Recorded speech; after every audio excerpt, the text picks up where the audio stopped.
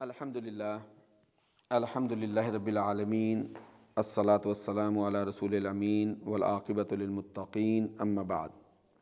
فاعوذ باللہ من الشیطان الرجیم من حمزہ ونفخہ ونفثہ، بسم اللہ الرحمن الرحیم۔ وتعاونوا علی البر والتقوی ولا تعاونوا علی الاثم والعدوان۔ رب اشرح لی صدری ویسر لی امری واحلل عقدۃ من لسانی یفقہوا قولی۔ پیارے دوستو، بھائیوں، بہنوں، اللہ سبحانہ و تعالیٰ سورہ مائدہ سورت نمبر 5 آیت نمبر 2 میں ہمیں یہ حکم دے رہے ہیں کہ وَتَعَاوَنُوا عَلَى الْبِرِّ وَالتَّقْوَىٰ، ایک دوسرے کے ساتھ تعاون کیا کرو نیکی اور تقوی کے کاموں میں، وَلَا تَعَاوَنُوا عَلَى الْإِثْمِ وَالْعُدْوَانِ، اور مت تعاون کیا کرو گناہ کے اور برائی کے کاموں میں۔ واتقوا اللہ، اللہ سے ڈرو،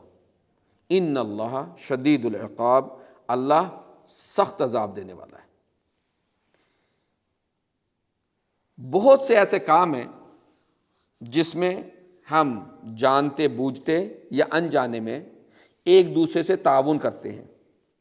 جسے اللہ اور اللہ کے رسول نے منع کیا ہمیں۔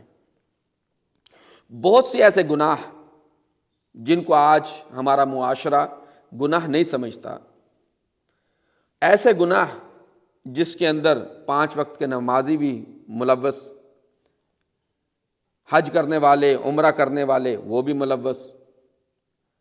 داڑھی یا بغیر داڑھی کی تمیز کیے بغیر ہم دیکھتے ہیں کہ کئی ایسے گناہ ہیں جس میں مسلمان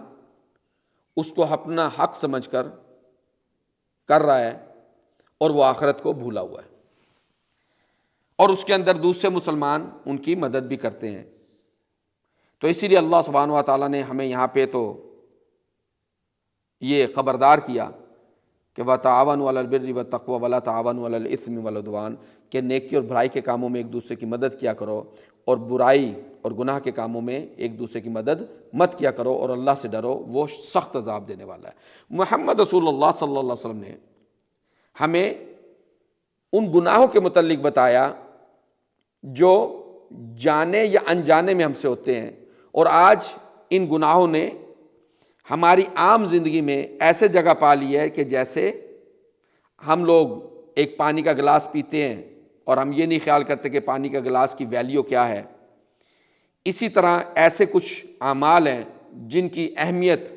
ہم نے کھو دی اور اپنے ہاتھ سے اپنے اس جنت کے گھر کو ضائع کیا یا کر رہے ہیں جس کو اللہ سبحانہ و تعالیٰ نے ہمارے لیے پہلے سے بنا کے رکھا ہوا ہے۔ ان گناہوں میں سے ایک گناہ جو محمد صلی اللہ علیہ وسلم نے ہمیں بتایا، اور لوگ آج اپنی مجبوری کو سامنے رکھ کے کہتے ہیں جی کریں کیا۔ حدیث ہمیں ملتی ہے ترمذی، جامع الترمذی میں، عن عبداللہ ابن عمرو العاص رضی اللہ تعالیٰ عنہ قال لعن رسول اللہ صلی اللہ علیہ وسلم الراشیہ والمرتشیہ، کہ عبداللہ ابن عمرو کہتے ہیں کہ محمد صلی اللہ علیہ وسلم نے لعنت کی رشوت دینے والے پر اور رشوت لینے والے پر۔ اور اللہ سبحانہ و تعالیٰ کنفرم کرتے ہیں سورہ نجم میں سورت نمبر 53 آیت نمبر 3 اور 4 میں، وَمَا يَنطِقُ عَنِ الْهَوَىٰ إِنْ هُوَ إِلَّا وَحْيٌ يُوحَىٰ، یہ محمد صلی اللہ علیہ وسلم یہ اپنی طرف سے کوئی بات نہیں کہتے، جو کچھ کہتے ہیں ان کی طرف وہ وحی ہوتی ہے۔ تو اس کا یہ مطلب ہوا کہ جب محمد صلی اللہ علیہ وسلم نے لعنت کی تو اپنی طرف سے نہیں کی، بلکہ یہ اللہ کی طرف سے حکم آیا۔ اور اگر ہم اس کو یہ کہیں کہ پھر یہ اللہ ہی نے لعنت کی، کیونکہ اللہ نے حکم دیا محمد صلی اللہ علیہ وسلم کو کہ لعنت کرو جو رشوت لیتے ہیں اور دیتے ہیں، تو صحابہ نے جب سنا، اس میں عبداللہ بن عمر سے بھی ہے اور ابو ہریرہ سے بھی حدیث ملتی ہے، امنا عائشہ صدیقہ رضی اللہ عنہ سے بھی حدیث ملتی ہے کہ لعن رسول اللہ صلی اللہ علیہ وسلم الراشیہ والمرتشیہ، کہ اللہ کے نبی صلی اللہ علیہ وسلم نے لعنت کی رشوت لینے اور دینے والے پر، کیونکہ یہ نبی صلی اللہ علیہ وسلم اپنی طرف سے کچھ نہیں بولتے، وہی بولتے ہیں جو اللہ ان کی طرف وحی کرتے ہیں۔ تو اللہ سبحانہ و تعالیٰ سورہ نساء سورت نمبر 4 آیت نمبر 52 اس میں کہتے ہیں وَمَن يَلْعَنِ اللَّهُ فلن تجد لہ نصیرا، جس پر اللہ کی لعنت ہو تو اس کے لیے محمد صلی اللہ علیہ وسلم آپ کوئی مددگار نہیں پائیں گے۔ اللہ سبحانہ و تعالیٰ یہاں پہ کنفرم کر رہے ہیں کہ جس پر لعنت آ جائے گی اللہ اور اللہ کے رسول کی، اس کا کوئی مددگار نہیں ہوگا آخرت میں۔ اور جب ہم یہ رشوت کا لین دین کرتے ہیں، زیادہ تر جو ہمارے دوست احباب بھائی جو غیر ملک میں رہ رہے ہیں، پاکستان، بنگلہ دیش، موروکو، اپنے ملکوں کو چھوڑ کر آئے، پھر یہ کیا کرتے ہیں، رہنا یہاں پہ، کھانا یہاں پہ، پینا یہاں پہ، سب کچھ یہاں پہ، لیکن بڑی بڑی بلڈنگیں بنانی ہوتی ہیں پیچھے، اور یہ بھی نہیں پتا کہ مرنا کہاں پہ ہے، واپس جانا بھی یا نہیں جانا، یہاں پہ تنگی کی زندگی گزارتے ہیں، اور پیچھے آج جگہ خرید لی ہے، 6 مہینے کے بعد جا رہی جگہ خرید لی، ڈاکومنٹیشن کرنی ہے، پھر کیا کرتے ہیں، 1 مہینے میں تو کام ہوتا نہیں، ڈاکومنٹیشن میں جیسا ہمارا آج کا زمانہ دور جا رہا ہے، ہر بندہ کوشش کرتا ہے کچھ نہ کچھ ٹیبل کے نیچے سے مل جائے ہمیں، تو یہ بیچارے کیا کرتے ہیں، یہ سمجھتے ہیں یہ ٹائم تو کم ہے تو ہماری زمین تو جا کے تھوڑا سا رشوت دی تاکہ کام جلدی ہو جائے، رشوت لینے والے نے رشوت لی، مانگی، انہوں نے دے دی، یعنی کہ انہوں نے تعاون کیا اس کے ساتھ، اس کی عادت کو پختہ کیا بغیر جانے بوجھے۔ اب کیا ہوا کہ جو بھی شخص اس دنیا سے جاتا ہے، اللہ سبحانہ و تعالیٰ ان تمام اعمال کا قبر کے اندر بتا دیتے ہیں کہ اس وجہ سے تمہیں یہ ملے گا، اس وجہ سے تمہیں یہ ملے گا۔ ہر شخص اس کے لیے اللہ سبحانہ و تعالیٰ نے 2 جگہیں تیار کر رکھی ہیں، ایک جنت اور جہنم۔ یہ فلانے کے لیے کوئی بھی فوت ہوگا اس کی 2 جگہ ہوں گی، اور فرشتے جب آئیں گے قبر میں تو اس کو دکھائیں گے، اگر تو بندہ صحیح تھا، اللہ کے احکام کی پابندی کرتا رہا، رشوت نہیں لیتا تھا، نہ دیتا تھا، نہ برے کام کرتا تھا، تو اس کو کہیں گے، جب وہ جواب دے دے گا تو اس کو جہنم کا دروازہ کھول کے دکھائیں گے، دیکھ تیری وہ جگہ تھی لیکن اللہ نے تجھے بچا لیا، اور اب تیری یہ جنت میں جگہ ہے۔